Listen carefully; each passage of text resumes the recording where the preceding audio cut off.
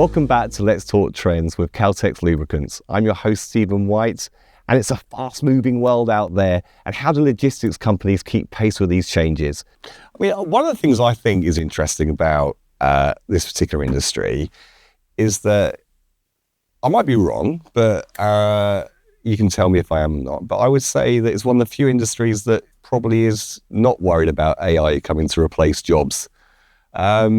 But I know you're using it. You mentioned that obviously you use it for your camera. I mean, how else are you using AI? Because I think you're using it for training purposes, is that right? Yeah, so we, there was a company that were doing, so basically they had a driving simulator, so a proper truck simulator made, and the driver had to wear special glasses. He had some sensors on as well, which would then give us feedback on the driver. So they couldn't kind of circumnavigate the system. So it would tell you what kind of driver they were, whether they were an aggressive driver, not so much through AI, but through the telematics. We're getting this reporting. Now, as we roll out the AI dash cams, again, that information will come back. So we will then have reports on drivers that, they travelling too close to the vehicle in front.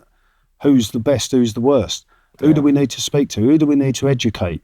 I suppose that data becomes really useful. So like you can monitor it over time, like not just like your eyes scanning on a report. And you can see where the trends are, and you can see the effectiveness of your training and your toolbox talks and all of these actions, corrective actions that we're taking from a QHSE perspective. A little bit of it is also about how do you define AI, because there's of course ChatGPT, which is how most people interact with AI today. It was a lot of gradual and incremental movement from topics that were called data science and then machine learning, and now the right word for it is AI. But I disagree a little bit in the sense that there's not that many applications, because we're not even looking at the self-driving component, right? And there's a lot to be said about whether or not that will work, how much that will work, to what degree and in what regions. But the reality is that now, as it's scaling more and more, there will definitely end up being a subset of the industry that realizes, especially long haul, right? It's one of the best use cases for it to work, because those are consistent routes at usually stable speeds with, a lot of variables that are known and vehicles that are quite predictable over the long term. We're looking at it a lot to pull from global sources of information and meaningfully and scientifically identify what the right residual values to consider are, right? An exercise that was quite imprecise before, but we're trying to refine that, a lot of that in the spirit of competitiveness. We're looking at it across our maintenance sites. When vehicles come in, can we build implementations? Because we have... So using AI to do predictive maintenance, though, in terms of you input when the maintenance is required. How would that work? So we have locations. For example, there's one in very close by to where we are now, which is actually consumer facing. So a few of our workshops are open for B2C business as well. So if I am a customer walking in and I want an estimate on how much it will cost to take my vehicle from what it looks like now to a prim and proper state, can we get AI to deliver those estimates up front? Also for our auctions business, where a lot of our own fleet goes for end of life. So we have 2 locations in Abu Dhabi and Juwaiza where these vehicles are getting sold. We want to be able to give customers the ability online when they're interacting with the auction to be able to say, hey, okay, this lot or this vehicle is selling for X, that's the best bid it has now. How much would it cost actually to take this to a prim and proper condition, to be able to do that without having to involve manual intervention? There's also the customer support aspect of it, right? We are in primarily a B2B industry, which means there's not a lot of one-to-one customer communication happening, but it also means that it's very, very important to maintain your SLAs, right?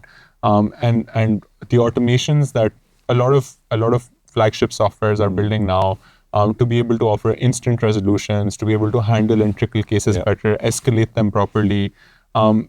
Everything creates that little bit of impact that we're talking about that adds to the bottom line, right? And while there may be investments in the short term, you need to be smart, but you also need to have that spirit that investing into this today will eventually bear fruit for me in X, Y, and Z ways. Just also want to just pass on one thing we haven't mentioned yet is the logistical operation challenges. When it comes to planning or controlling or overseeing kind of your fuel, lubricant, and maintenance kind of programs. I feel like this is a good one for you, Martin. I mean, kind of like how... the lubricants wise, again, we follow the OEM specification. So, we're quite restricted in what lubricants are being used. As I said, our interval for oil changes at 30,000. We do periodic. We will do oil sampling to see what's the condition of that oil, and we're changing it well before end of life. For us, it's not a challenge because it's something that's planned and it's proactive to say, if we've got a vehicle that's going GCC and we say, this one it requires servicing 500 kilometres. Okay, let's get it in before we send it on its journey. And things like that. So it's all in that planning stage. But I mean, I don't know. Do you guys do much in terms of data analytics or anything like that in terms of running your fleet, in terms of this predictive maintenance or anything like that? No. I mean, so we have our preventive maintenance planning, which is done on the kilometres basis. So the engineering team have access to our telematics. There's an alert through our telematics anyway. So when we do the service, we say, it's been done at this kilometre. Then it will tell us every day. You can pull a report and it'll tell you how many kilometres till the next service. So we've got that part of it. When we start then looking at predictive service, when you're running the same kind of trucks and you start seeing trends, so we saw like pulleys and belts was becoming an issue at X thousand kilometres, it was an issue. Now, if the belt breaks or the pulley malfunctions, the damage it causes is a serious cost. To change the pulleys and the belts before it breaks is maybe a quarter of the cost. Well, it's going to go anyway, so we might as well change it early. So now we brought in, we'll make that change early and learn and go forward. And that's one of the benefits of having the same truck type all the time, is that you get the product knowledge and you understand the characteristics of the vehicle. Aren't you then losing out on kind of like that opportunity to... In our Saudi operations, we've just implemented some AI dash cams in the cabs. So we've taken 20 in on a trial at the moment, and we're looking to roll that here as well. But it's an AI camera that's facing the driver and a forward-facing camera, and it will send us a notification to our control tower in Sharjah to say the driver's yawning, the driver's smoking, the driver's having a micro sleep. Anything the driver does, not wearing his seatbelt, for example, it will tell us, it will send a notification. It'll also notify the driver if he's travelling too close to the vehicle in front and send a notification to us. Well, actually, when it comes to long haul, long haul's probably not the place where you want to be talking about electric.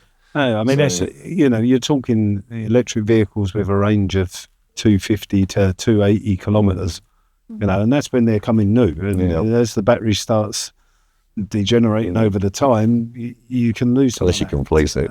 And it's there's a challenge there, and as we say, the infrastructure, and it's not even as simple. We've looked at a couple of options for some customers for electric vehicles, and you've got to have that spare capacity for the charger in your facility as well. Otherwise, then you've got to go to dealer, then you've got to pay for and upgrade your system. Then you're talking... Why do you need to upgrade your system? What's that? Your grid, because you don't have your grid. If you've got a substation that there, you need. and you're already at capacity, now you need to put a new substation into it as well. And now you're talking hundreds of thousands of dirhams. To charge in 1 hour, you need 250 kilowatt charger. In my opinion, two-wheelers are the easiest to electrify. We've actually done a lot of great work there. We have a few hundred of them on the road now with various partners. And the reason they're easy is because you don't have to stop and charge them, right? You can build that infrastructure where you can swap the batteries in and out, and they continue to run. So that means they get actually a lot closer operationally to what an electric bus would be able to do to an ICE bus, or what an electric truck would be able to do. but it still requires that investment of putting in those cabinets, putting in that cabling, putting in those spare batteries, creating programs where very frequently there are subscriptions to access and do those swaps. And all of that needs money, right? And someone needs to step up and pay that money. Yeah. So it could be us. In certain equations, we do subsidize it because we're interested in pushing this agenda. It could be the customer. It could be someone else, whether that's the regulator or it's someone else or an organization. That sometimes it's capital funding and things like that that comes in into the markets and things. You know, it's not an easy industry to be in, to be honest. You know, the nodding. Well, every day there'll be another challenge that comes up, and you're kind of firefighting one problem to the next problem, and as we mentioned earlier, you know, we're not talking big margins of profit in transport. You know, so everything's vital that you're kind of keeping control of what's going on, and the smallest things make a massive difference. And fuel pilferage, things like you've got to be so on it all the time. And how many years has it been? Logistics around 3-4 years, but in supply chain 19. 19. And do you it is impactful. I like it very much. As he mentioned, without the passion, you're not adding value. So you're just doing your job. I like about logistics that it's dynamic. The impact of logistics and emissions. How can we reduce emissions? Having greener future for the next generation. So it is a mission that we need to work on it together. So you guys are looking after the next generation, aren't you? I mean, it's literally. I mean, do you feel passionate about this sector? No, if I'm entirely honest, I feel like anyone that works in either transport or logistics or anyone that's adjacent has to be at least a little bit sadistic because they enjoy having that new problem coming in every day. Like there's a part of them that really wants to just be entirely surprised when they walk into their office in the morning that what's this now? But no, it's the ability to create an impact for me. Like my background is technology, so I really kind of transitioned into transport from technology and not directly. And for me, it's just that even with everything that's happened in the last 10 years, and now I'm going to talk about something that's a little bit different, but you know, your Uber's coming up and all kinds of like innovative models to be more efficient with the resources that you have.